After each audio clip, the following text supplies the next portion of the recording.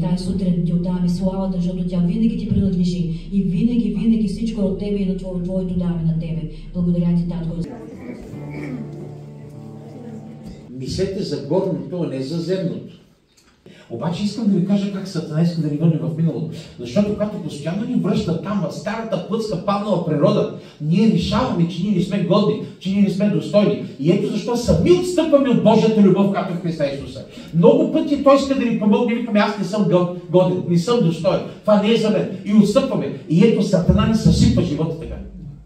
За да може сърцето да бъде свободно и да може да се молиш винаги, да имаш пълно доверие. И ти благодарим за Твоята благодат, Господи Исусе, за Твоята любов, Отче, и за Твоето общение, святи души, което е със всеки един от нас, които го искаме, търсим го, приемаме го и го гордуваме и жадуваме.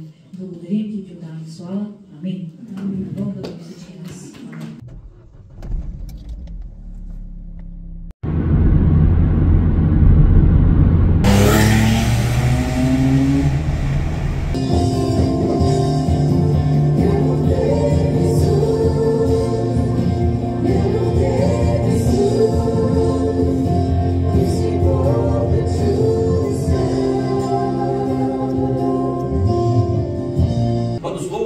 То започва да конфронтира мислите ти, то започва да конфронтира поведението ти, идват Божите думи и ти казват, това трябва да го промениш. Не е необходимо някой трябва да ти каже просто в един момент, спри да псуваш, спри да гледаш това, спри да слушаш онова, спри да пушиш, спри да правиш това нещо. Не е необходимо някой да ти го казва специално.